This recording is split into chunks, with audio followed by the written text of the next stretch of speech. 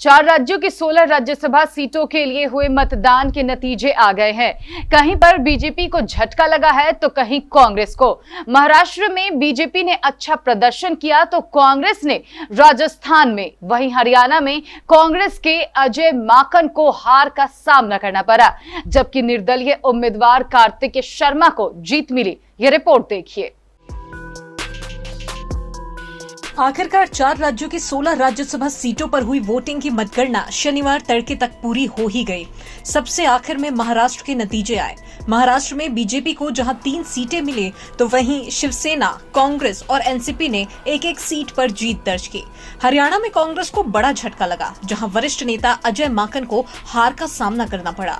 हरियाणा में बीजेपी के कृष्णलाल पंवार तो वहीं निर्दलीय प्रत्याशी कार्तिकेय शर्मा ने जीत दर्ज की। राजस्थान की अगर बात करें तो यहाँ कांग्रेस को 3 सीटें मिली तो बीजेपी को 1 सीट पर संतोष करना पड़ा। महाराष्ट्र में गठबंधन के उम्मीदवार की हार पर एनसीपी नेता प्रफुल्ल पटेल ने कहा कि महाराष्ट्र में एमवीए सरकार 200 सीटों के साथ नहीं आई। चुनाव बाद गठबंधन के साथ सरकार बनी थी, संख्या आधे से ज्यादा जरूर है, लेकिन हमारे पास 200 विधायक नहीं है, नहीं तो नतीजा कुछ और ही होता।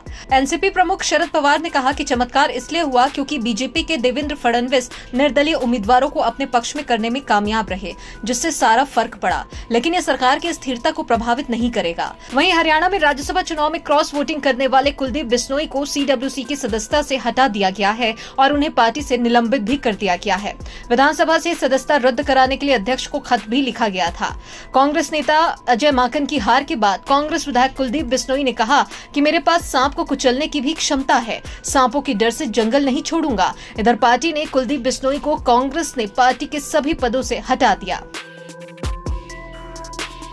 राज्यसभा चुनाव में राजस्थान से कांग्रेस के तीनों प्रत्याशी प्रमोद तिवारी, रणदीप सुरजेवाला और मुकुल वासनिक विजयी हुए, जबकि बीजेपी के पूर्व मंत्री घनश्याम तिवारी ही उच्च सदन पहुंच सके। राजस्थान से भाजपा ने निर्दलीय उम्मीदवार सुभाष चंद्रा को समर्थन दिया था, जो चुनाव हार गए। इधर राजस्थान में बीजेपी ने विधायक शोभा रानी कुशवाहा को राज्यसभा चुनाव में कांग्रेस उम्मीदवार प्रमोद तिवारी के पक्ष में क्रॉस वोटिंग के लिए पार्टी की प्राथमिक सदस्यता से निलंबित कर दिया है।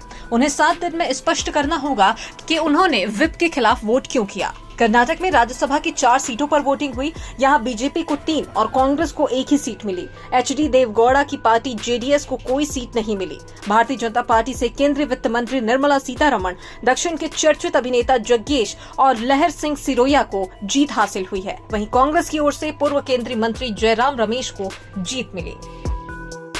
Bureau report, KBC news.